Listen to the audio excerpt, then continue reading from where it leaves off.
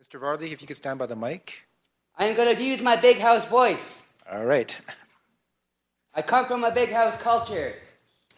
I am pretty certain everybody can hear me. I am a disenfranchised member of the DNC. I was the longest serving co-chair of the DNC until I was unduly removed. I am here to present the Low Income Caucus's position. I have some information here. I have some pamphlets, if Madam Clerk can please dispense these. So the Low Income Caucus is made up of members of the LAP and also people who were interested in the LAP but weren't actually on the committee. Since we were lacking a robust and democratic downtown Eastside neighborhood council, we formed to strategize around the LAP. We have 13 points, many of these tie together. 1, we need council to call this what it is, a housing crisis. We're doing ourselves a disservice by glossing over the enormity of this crisis. If we really want senior levels of government to reinvest in a social safety net, we must show them the depths of despair, the depths of poverty that people live in. Don't gloss over it.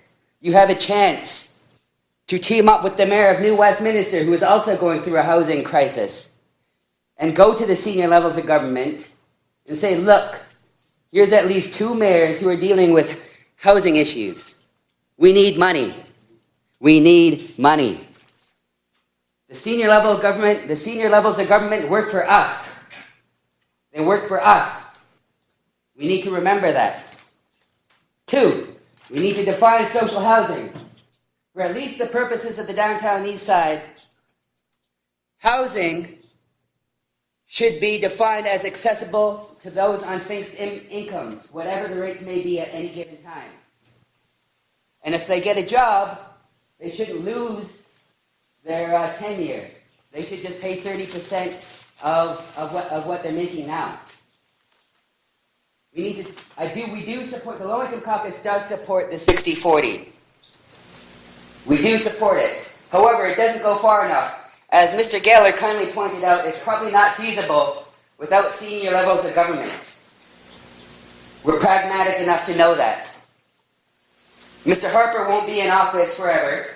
Unless he changes the rules somehow. He won't be in office forever. Christy Clark won't be in office forever. What the 60-40 will do is buy this neighborhood some time to preserve its character, to preserve the spirit. I'm sorry, I forgot to acknowledge the Musqueam, the Tsleil-Waututh, and the Squamish people, who are the traditional caretakers of this land. Despite what developers tell you, we don't own anything. Despite what the senior levels of government tell you, we do not own anything. We borrow this land from our great-great-great-great-great-grandchildren. Janice. So it is our sacred responsibility to take care of it, to make sure we nourish the soil so it can produce food in the future.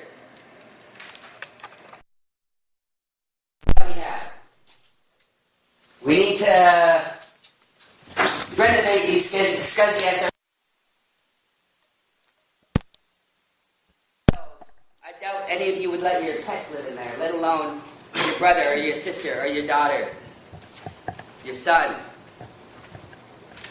We need safety for all, not just people who believe they own land. Safety for all. We need to end discrimination.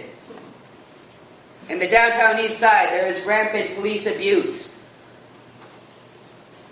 Much of it goes unchecked.